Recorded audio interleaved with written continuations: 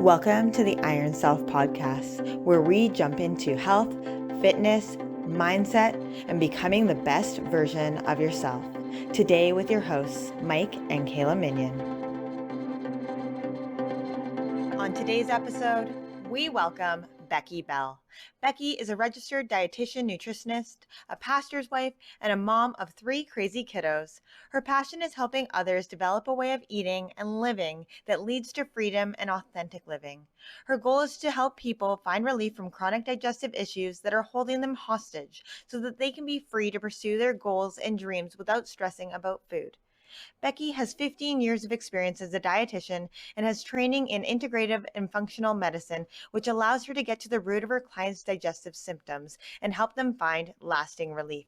She has a Bachelor's of Science in Dietetics from Olivet Nazarene University and a Master's of Science in Human Nutrition from the University of Alabama. She's also trained as a mental health integrative medicine provider and a certified L.E.A.P therapist. Please put your hands together and welcome Becky Bell. Well, welcome to the Iron Self podcast. We are so excited to have you, Becky. Yeah, thanks for having me today. I'm excited to chat. I'm excited to dive in because gut health is one of those topics that super interests me that I have a very small amount of knowledge in. I feel like that even though that it's like the more you learn, it's ever changing and the science is coming out is just so vast.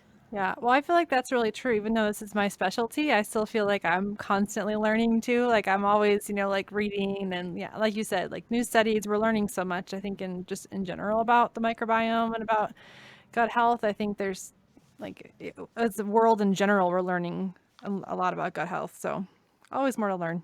Right? Well, and I mean, like, the main thing in our guts is our bacteria, and bacteria is ever changing on its own. And, so every person's microbiome is so different. And maybe you can kind of start there with speaking to that in regards to that, because I think that the big thing is understanding that we're not each identical, nor are we meant to be identical. Absolutely. Yeah, I mean, I think when we say microbiome, maybe we should just start by defining that term. The easiest way I define that is just kind of like the terrain of your gut, like the environment, in your gut. But yeah, mostly we're speaking to that, that gut bacteria, the balance of bacteria. And yeah, we're all unique in that. We get our microbiome from our mothers, like I mean, kind of like when a mom gives birth, they kind of pass down like that microbiome to their child, and we start with that, and some of those things kind of stay with us, but I mean the microbiome is changing like every couple of days. I mean, and which is actually pretty cool because I think it's empowering to think about that, because literally like the habits that you have, and like foods that you eat can really make a big difference in the microbiome. And we're not talking about like over the course of years, like literally things what you eat today has an impact on your microbiome like in the next day or two. So I think that's cool because like that gives you power, to improve your health and to make changes.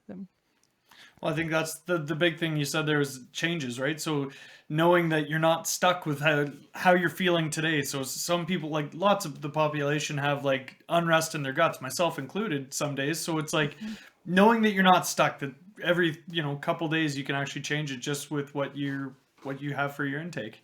So I do have a question for you. You mentioned that we get our microbiome from our parents or from our mother specifically. Now, if your mother has chronic digestive upset and you're eating maybe very different than how they might eat, do you still suffer from the same things, or is that still a commonality there? Like, is there any way to adapt or change that?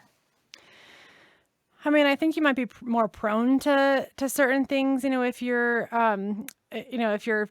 mother was, and actually it makes a big difference too, whether like you were like how you were born, like, vaginally versus C-section, you actually, get some more diverse bacteria, if as a baby, if they're like born vaginally, but I don't think that means you're destined to issues, like just because you start with a really rough microbiome doesn't mean that you're stuck with that forever. And I think that, I mean, I work with clients all the time that have, major digestive issues and, can get pretty much symptom free, so I think that, with the right tools, by making the right, diet, lifestyle changes, and with the right strategies, you can see like big changes in the in the microbiome for the better. Just curious too. Now that Kayla mentioned that, my brain just started going. So, like, for my family is predominantly Irish. Like, we immigrated from Ireland. So is my diet and my microbiome going to be different because of generations of what they ate back there, compared to like Kayla's family, which is from over here? Mhm.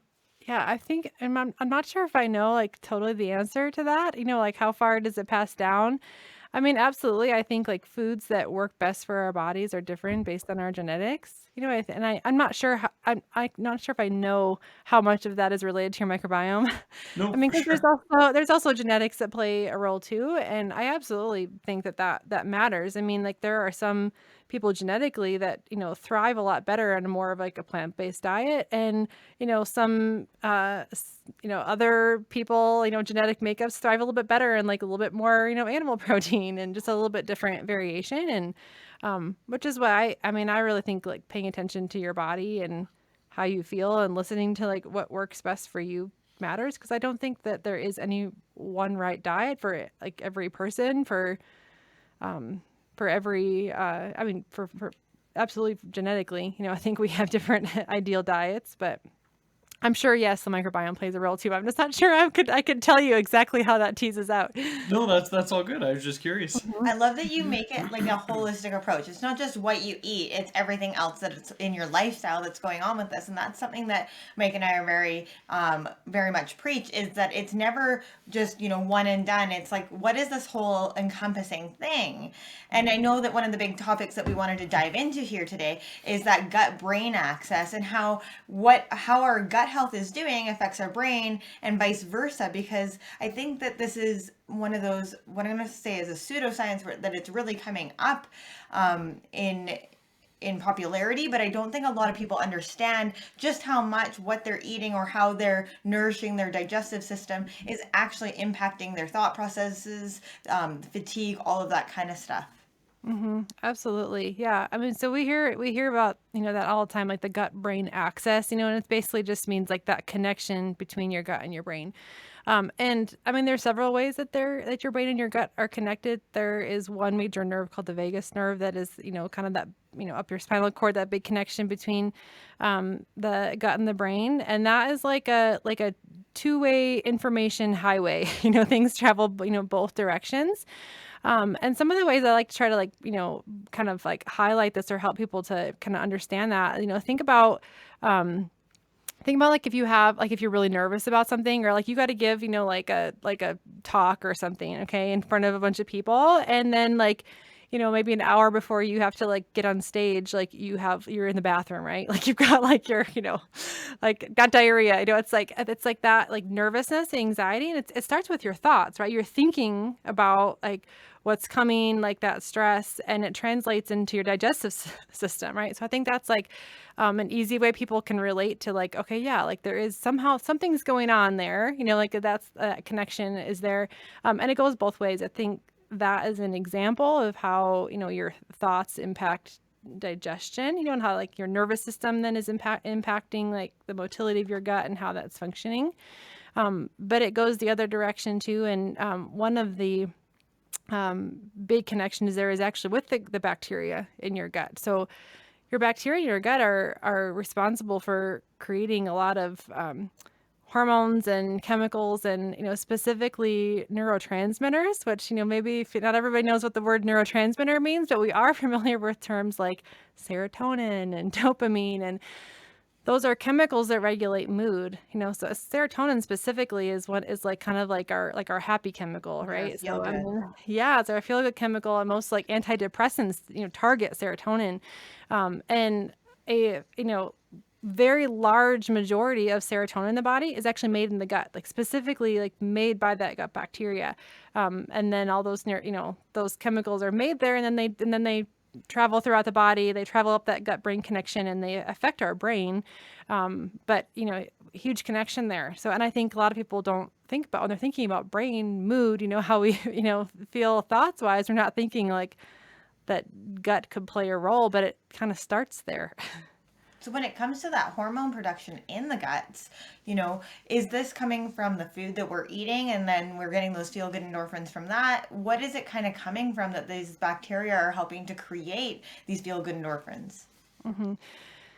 Yeah, so I mean, the bacteria are really what are really what's responsible for creating those things. But you've got to, all that bacteria has to have food. So and things that we take in, things that we eat are nourish the gut bacteria, and then they're able to produce, what the things they need to, and do other things. There are lots of other things that bacteria does with the food too. But specifically fiber, fiber is really what nourishes, feeds bacteria. We don't actually break down, like as humans, we don't break down fiber to get that as energy, but the bacteria does. They feast on that fiber, and that and ferment those fibers, and that's part of what kind of plays into that process of them being able to produce all those chemicals like neurotransmitters. I love that. So, is this where like a prebiotic would be helpful for people? Or because I know that a lot of people do increase fiber in their diet, but like, let's be honest, I think that it's like 1 cup of lettuce has like 1 gram of fiber. And I think like for an apple, you're getting 4. And maybe you'll correct me here, but I believe that the daily recommended is 25 to 35 grams. Is that correct? Yep, 25 to 35 grams. Most people aren't getting anywhere close to that. Yeah. So, are prebiotics like a helpful mechanism to get that fiber up to help with that gut bacteria? You mean like specifically a prebiotic supplement? Yeah. Yeah, I like to always focus on food first. I think you absolutely can get plenty of prebiotics from food. I think that in some situations, when people have like very low levels of bacteria, and there's certain strains of bacteria that are a little bit harder to kind of boost in your gut, and if we think those are low, then that's a time where I might say, like, for a period of time, it might be beneficial to take a prebiotic supplement. But there are so many foods that give us good prebiotics. I think that beans, nuts, seeds, and even some fruits and vegetables. If you're ready to make a change in your life, step into the best version of you, check out our Iron Self Transformation Program. Find more info on our website, www.ironbodycoach.com. So the question is, is it beneficial to take a prebiotic supplement? Because there is a difference between a prebiotic and a probiotic, and I don't think that everybody totally understands the difference or what one might be used for. Yeah, maybe I should just first answer that question about what's the difference between a prebiotic and a probiotic. So a prebiotic is what feeds your good bacteria in your gut. Okay, so it's like mostly fibers, because that's what the bacteria eats and feeds on. So prebiotics are literally just what feeds the good bacteria. Probiotics are actual bacteria. So when you take a probiotic supplement, you're actually taking live bacteria. So you're actually adding to the hopefully beneficial bacteria in your gut, which you can get from like pill supplements, also things like like your yogurt or kombucha. Fermented foods. Yeah, would you say? Yes, Fermented fermented foods? foods. Yep, are all have actual bacteria in them. So the second part of the question is, should you take a prebiotic supplement? I think in some situations that can be helpful. You absolutely can get prebiotics from food. I usually try as much as possible to use food. That's kind of always my philosophy: food first. If we can do it with food, that's the best. In situations where people have extremely low levels of beneficial bacteria, and I think that's probably one of the things that's really contributing to their symptoms, or if you've got really low levels of particular strains of bacteria that are kind of hard to boost, those are situations that I might recommend taking a prebiotic supplement. But I still think you should focus on the food. So, some of the best foods for, prebiotic fiber are, there's plenty of fruits and vegetables. So just starting by boosting fruits and vegetables in general helps. But things like berries, even like, bananas are a good one, especially kind of your underripe bananas. leafy green vegetables, flaxseed, nuts, seeds of any kind, really, beans, like your legumes are some of the best sources of prebiotic fiber. So plenty of foods out there to get to be able to boost your levels. So when it comes to the bacteria in your guts, and you were saying, well, if you have lower levels of certain things, you might want to boost them. How are you supposed to know kind of what you do and don't need to boost? Because when you look at, like, say, a probiotic supplement, they all in like Bilialis. Yeah. And you're like, okay, well, which ones do I need? Which ones don't I need? And do I have enough of them? Like, how do you kind of figure that Yeah, out? I mean, we could really get into the weeds on on this because we feel like a whole other conversation. But to try to like keep it fairly simple, I mean, there are certain strains of bacteria that we know like have certain effects. So that ideally, it's probably a little beyond like the scope of this conversation to get into all the like the specifics, but there, there are studies that have shown like certain strains of bacteria are connected to a certain benefit. So ideally, if you're just going to take a supplement or probiotic supplement, you want to try to find take certain strains that have been tied to like the specific conditions that you have that you're wanting to improve, or some of the symptoms that you see. I do stool testing in my practice, so we can actually see what's going on in the gut, and I get an actual like picture of, okay, so these, which strains are really low and which ones are maybe too high, so we can kind of like target that a little bit better. I think for most people though, if you're just trying to like, you want just general health benefits, then I think like starting by focusing on eating more plants, like getting your, fiber intake up is a good place to start. And then maybe if you're just going for general health or just general gut health, just taking like a probiotic supplement that has like a good variety. Ideally you want to take something that's maybe a little bit more than like one or two strains. Try to go something that's a high count, but then also has, lots of different strains of bacteria. But I think the other thing to think about too is that I always recommend for people, like, don't just take a supplement. Even if you're going to take a probiotic, also work on getting the fermented foods in, because when foods are fermented, like the variety you get of bacteria is like, I mean, so much bigger and better than what you get in a supplement. You might have a higher bacteria count in a supplement. It's a lot more concentrated, but you might only have like 5 strains or 8 strains, which you probably have like tons. Like when something is fermented and it like kind of grows bacteria naturally, we can't really quantify what's in there, but I think the diversity is much, much better. So do both. Don't skip the fermented foods part. I love that. Like, we're very much a food first kind of focus, and supplements are just exactly that. They are supplements, supplemental to your food. So if you're missing something, there's some gaps, then that's where we would take a supplement. And so I love that you're like, no, we're going to have food first. This is where we're going to place that focus. So when it comes to, like, say, your gut health, and, we're talking about having a really diverse microbiome, and we know that, say, antibiotics completely disrupt the microbiome, and not just temporarily, long term is what my understanding is, like years.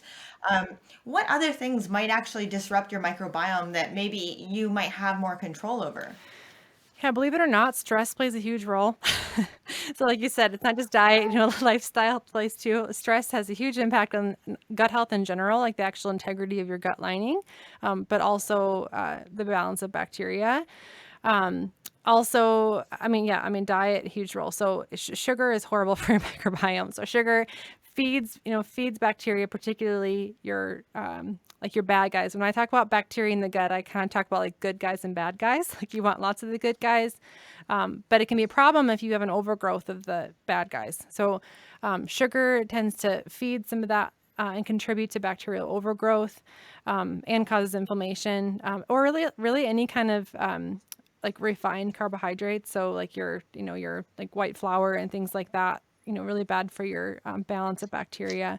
Also just like processed food in general. So processed food also contributes to inflammation, but can disrupt the gut balance. Alcohol is not great for your gut balance or your gut lining, at least alcohol in excess. And actually, artificial sweeteners. There are some artificial sweeteners that also contribute to your like imbalance of bacteria in your gut. So that's one I think that maybe not as commonly known, or not as popular to talk about. But I'm not a big fan of a lot of the artificial sweeteners, because I think it can really kind of feed some of those problems in the gut. So when it comes to gut, and you're saying like sugar is not so great, would there, and so then you're saying sugar is not so great, artificial sweeteners are not so great. Do you think that people should be using honey, or is that also not so great? Like what would you say would be like your, I'm gonna say, better option? Yeah, I mean, I think this isn't like the answer that anybody really likes to hear, but I think that like kind of like weaning ourselves off of that addiction to sweet is really what I think we all should be focusing on. I think when we try to like take out sugar and then replace it with a whole bunch of artificial, it still like makes us kind of like psychologically dependent on having sweet all the time. So I usually try to like focus on like, let's slowly just try like, and start to introduce other flavors that we can really, enjoy in our diet, and try to slowly start just to, wean ourselves off of feeling like we need to have sweet all the time. But I do think that, I mean, I don't think it's reasonable for most people to say you're not gonna have any sugar in your diet ever, or like any kind of sweetness. Like I said, I'm not one of those people who can survive on like zero sugar ever. So I think like just trying to like reduce sugar. And yeah, if you're gonna use a sweetener, I usually encourage, honey, or, pure maple syrup, but still like in moderation, small amounts. And then if you're gonna use a sweetener that's sugar-free, I usually recommend one that is like stevia or monk fruit, or one that's sugar-free, but it's a natural sweetener. So when I say artificial sweeteners that are, ones that have been shown to disrupt your microbiome, are ones like sucralose, which is, marketed as Splenda, or aspartame. Both of those have been shown in studies to have an impact on the microbiome. No, I think that's something that's so important, because like you said, like I don't think that I've never heard of that before. And so I love that you're bringing this topic up. I mean, I was listening to a podcast actually this morning, and they were talking about bacteria and the gut bacteria, and how alcohol affects like the gut health, right? Mm-hmm. And I didn't realize that most of alcohol, when it's processed through the liver, goes into the gut to be fully broken down. And so that's where most of the breakdown of the alcohol takes place. So when you said that, I was like, oh, okay. Well, that's something that I just recently learned. So this is a second piece that I'm like, okay, now putting all these wonderful puzzle pieces together, because I mean, our microbiome plays such a huge role in immunity, and being, winter, we want to have that strong, healthy immune system and be able to feel good and have the brain clarity that we want to be able to carry through our days, right? Especially when the days are a little bit darker. Yeah, absolutely. And I think that's an important thing to talk about too, is all the other things that the gut affects. When we think of gut health, I mean, I think, we automatically start thinking about like, how we feel, like how our belly feels when we eat, which is absolutely important. I mean, a majority of my clients have some kind of digestive discomfort or issues, like that we're working on. But you mentioned like brain clarity. I mean that like brain fog, with is a huge symptom so many people complain of, and I don't think we always think about the gut playing a role in that. But that imbalance of bacteria in the gut, or if your gut barrier is impaired, what we would call like leaky gut, it has a huge impact on that brain clarity, and can be the primary cause of that like brain fog. Also things like, yeah, like your immune system being compromised. If you feel like you're sick all the time, there could be maybe some room to work on your gut health. And mood. I feel like people notice their mood is a lot more balanced, when the gut is healthier. So, I mean, it has effects throughout the body. Well, I like the way you were talking right at the start of this conversation about it being like the two-way highway, right? So it's like, if you treat your gut properly, then it's gonna help your brain be better off too. With just with those serotonin, with the dopamine, like the feel good endorphins that come with having a healthy gut microbiome. So, and vice versa in the top down, right? So we've got both approaches. Like when we have that less stressed mindset and less anxiety, all of that kind of stuff going on, that also plays a role in how we digest things. And I mean, I learned an interesting, I don't remember what like the percentage was, but it was something like when you're stressed out, you don't process as much nutrients from your food. And I was like, really? Like, I mean, we live in this society where we're like super focused on it's got to be organic and I've got to get all these nutrients from it and all this stuff. And then we're also living under chronic stress and you're like absorbing. Do you happen to know what the absorption rate is? I don't know the exact statistic about the absorption rate, and I think it's kind of hard to quantify stress too. You know, how Yeah. stressed are you? Yeah. But Everybody's stress is yeah, different. but that is absolutely true. And honestly, one like a really big thing that I work on with my clients, and like I mean, people always want to know like, what do I eat? Like, what supplements do I take? Like, just tell me what to do. And I'm like, okay, let's first start with your mindset. We got to start with lifestyle, and like your nervous system is kind of has like two phases. You're either in like the fight or flight, where your nervous system is engaged. When you're stressed, if you're anxious about something, you're usually kind of stuck in that fight or flight. That's when you feel. Sympathetic. Yeah, exactly. And then there's the opposite, is that parasympathetic nervous system, where you're in the rest and digest. And it's called rest and digest because that's the form, place your nervous system has to be in order to digest food. So when you're eating and you're in that fight or flight, you're really tense, you're stressed, and I mean, this might be as simple as looking like, standing up to eat a meal, like, if you're running around, like running out the door, trying to shove food in your mouth, then you're probably not in rest and digest phase. And you're yeah, you can't digest food properly. You are not going to break down food as well as you should. I mean, that affects your secretion of enzymes and your stomach acid levels, all those things that are important to breaking down food and then actually absorbing nutrients. And I think that's a huge contributor to people's digestive symptoms. A lot of people that feel like just chronically feel terrible after eating and feel bloated after eating. I'm like, okay, like the very first thing, like let's first slow down. First, like let's address the stress and how are you eating? Like, are you sitting down to eat a meal? Are you focusing on actually enjoying your meal? Are you chewing your food really well? Are you taking time to breathe? And all those things helps digestion. And they're like some of the things that we don't think about. So Yeah, well, mastication, right? So the ability to chew is one of those huge, huge things. And I didn't know about it obviously when I was a kid, but I remember as a kid we used to have like Mr. Noodles eating contests, like who could swallow the biggest chunk. uh-huh. And Gross. and I mean, okay, one, it's processed. Two, we're not chewing it.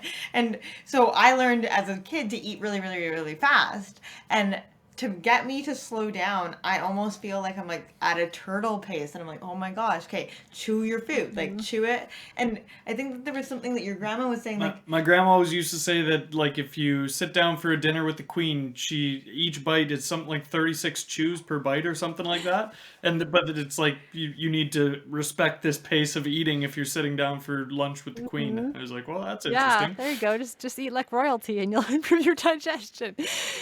I don't think I could chew my food 36 There's just times. nothing Yeah, left. I Yeah. know there are some practitioners out there that have like a number of bites you should take with every I mean, most people it's kind of unrealistic to chew your or count your bites, but I usually recommend you should be chewing your food to applesauce consistency, which is still like when you start paying attention, you're like, that's a lot of chewing. But really, like that's the ideal scenario for food to be that chewed that well. And when passing into like the next phase of your digestive system, that's really what the consistency you want it to be. Um, and also that act of chewing, like I mean, like you kind of alluded to is that that stimulates the digestive process. So while you're chewing, it's signaling your body like, okay, food is coming. I need to get ready, to digest this food. So your body starts to like ramp up your stomach acid production. It starts to like get ready to release digestive enzymes. And if that is impaired or that doesn't happen, like that is you're for sure your digestion is going to be impaired and your nutrient absorption is going to be impaired and you're probably not going to feel great after eating if none of that happens. So let's jump on that. What about gum chewing then, right? Because gum chewing is stimulating the exact same thing. You're still getting that the Mhm. saliva response. It's going to stimulate the gut to, oh, food's coming.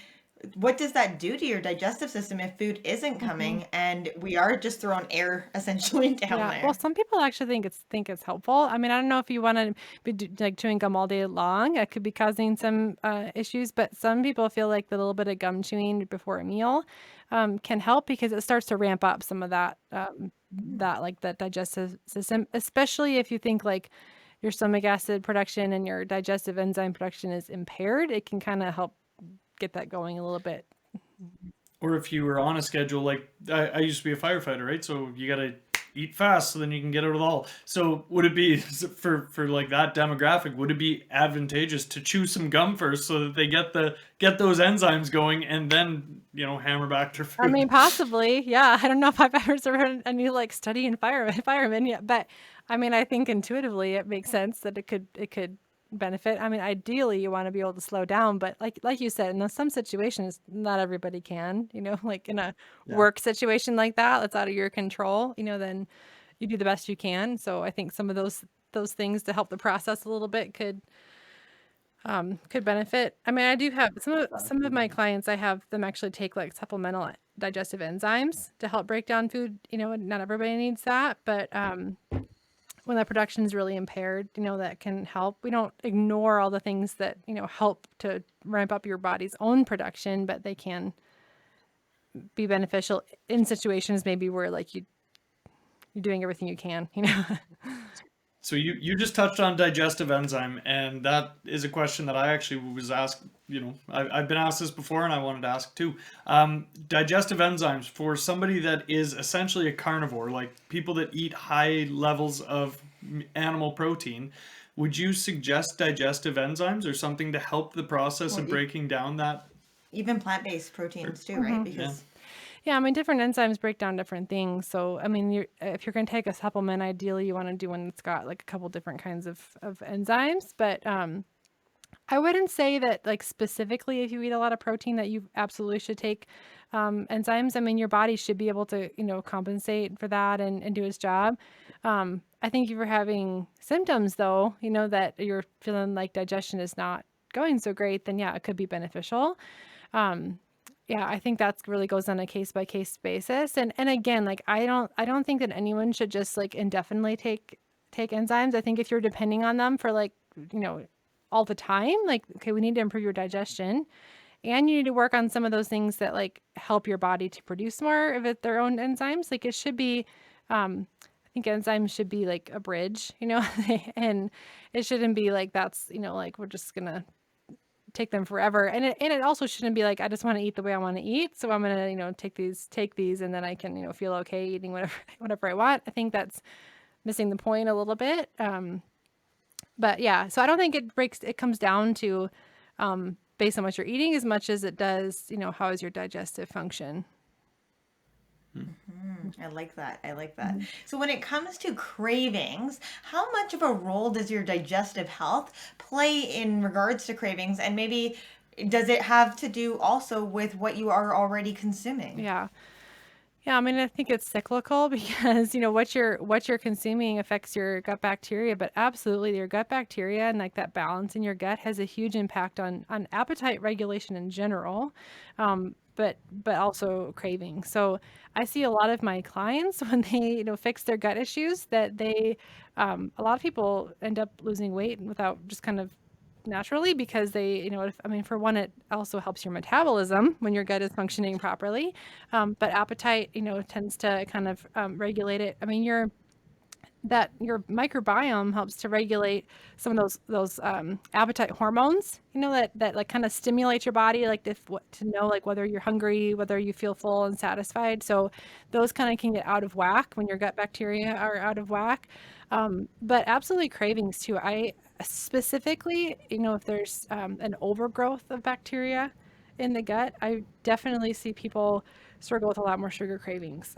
So, which is kind of just, keeps you really stuck because like the more like your gut is out of balance, the more you tend to crave sugar and, or sometimes just like crave more processed foods too. But then those are the very things that are, feeding all that gut bacteria and making the problem worse. So it can really kind of get you stuck. So really focusing on rebalancing that gut bacteria. I've seen so many people say that they feel like their cravings just really settle down, that they just feel much more satisfied, with meals in general, or they feel like they eat a meal and just feel really content and don't feel like they need to be snacking, eating all day either. So when it comes to balancing that gut bacteria, what are the kind of first steps that you would suggest, or balancing or strengthening maybe is another way of saying this, first steps that somebody might want to take in order to, optimize their gut health outside of eating fruits and veggies? Because I think we did touch on that as like a really big one, but what would you kind of suggest? Well, I think first of all, you kind of got to figure out, what's going on in, in your gut. And, I don't want to get too far into that because I want to make sure we're like sticking to things that are practical for anyone to be able to do for themselves. I think if you have like a really significant overgrowth of bacteria or kind of some really big imbalances, you probably need to work with like some kind of practitioner to try to, kind of bring some balance to those first. And because sometimes if you've got some, significant issues, and then some of these strategies that I'm going to mention might actually make you feel worse. Sometimes if you like add a bunch of fruits and veggies, or you add a bunch of these like prebiotics, for example, then it can make your symptoms worse. So I want to throw that out as a disclaimer, because sometimes people just hear like, oh, eat more fiber, and then they like try it and they're like, oh my gosh, I feel terrible. So just know that sometimes we need to there needs to be a little more help first. But in general, things that everybody can do, I think going back to what we talked about is like starting with how are you eating your meals before you even start with what are you eating. Thinking about how you're eating and thinking about managing stress, especially in general, but especially around mealtime.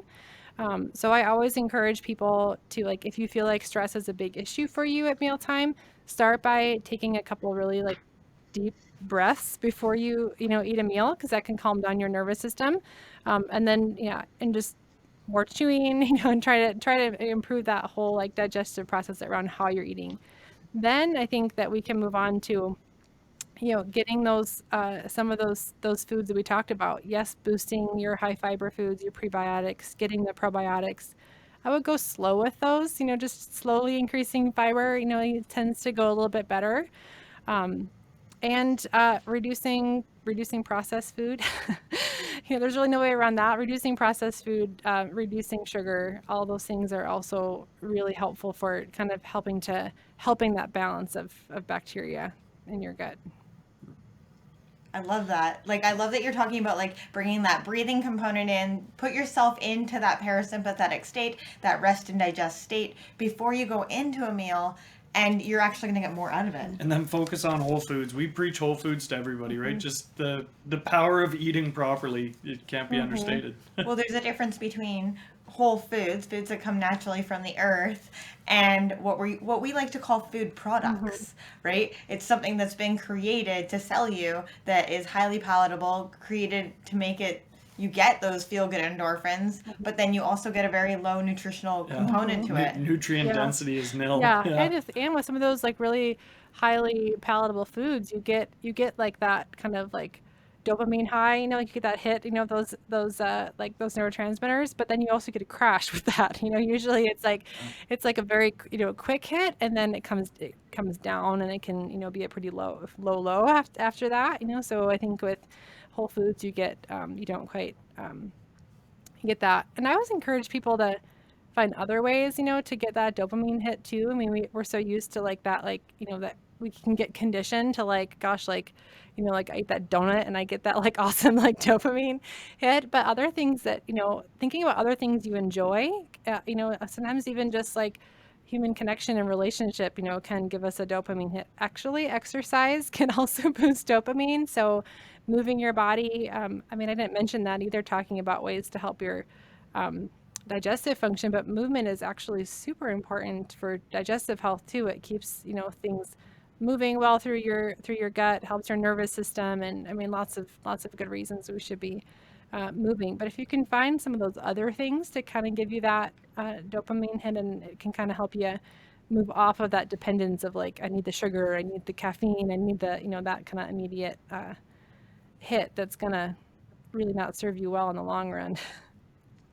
I love that you say movement, because before I knew that I had issues with gluten, I literally would go to yoga just so I could poop. Like I was going 5 days a week so that I could poop.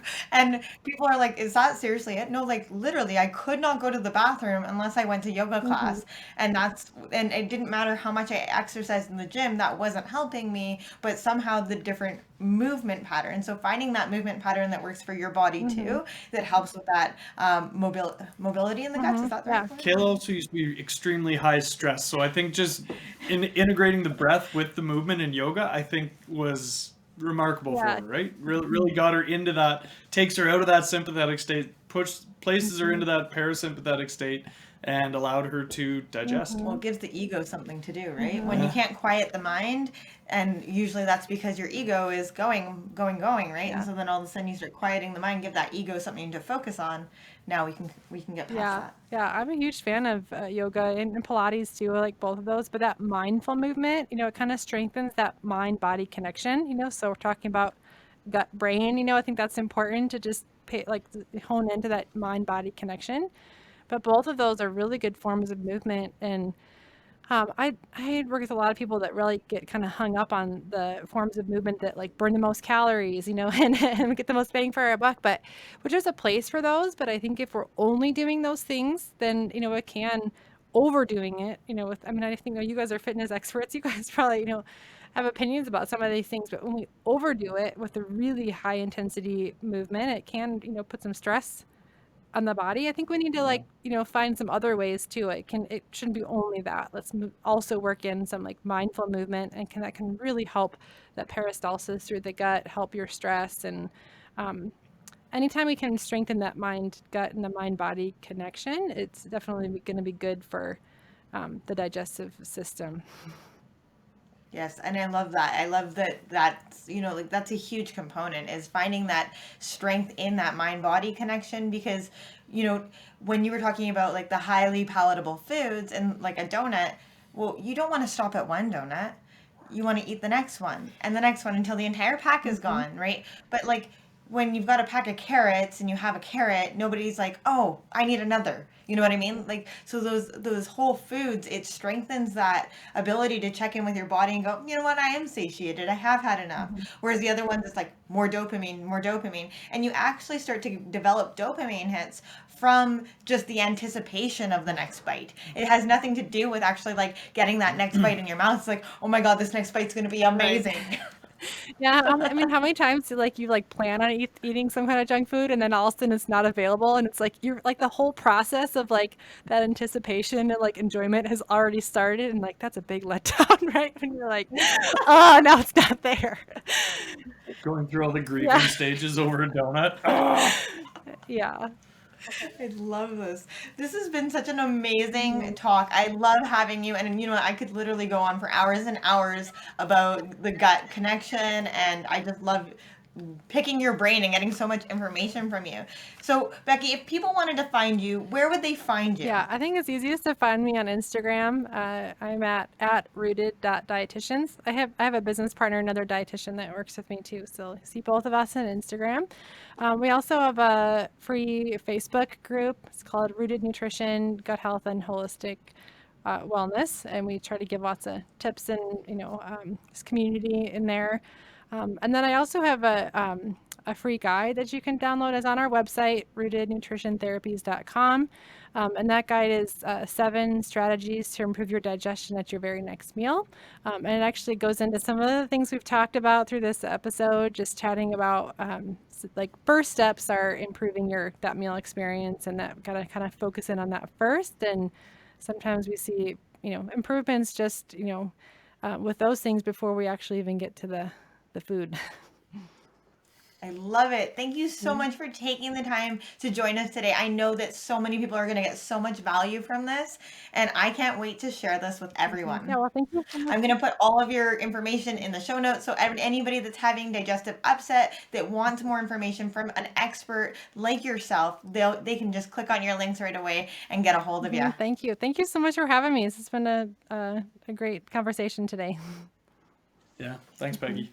You loved today's episode and found value in the information that we and Becky provided, please feel free to reach out to Becky at rootednutritiontherapies.com, or you can find her on social media at rooted.dietitians.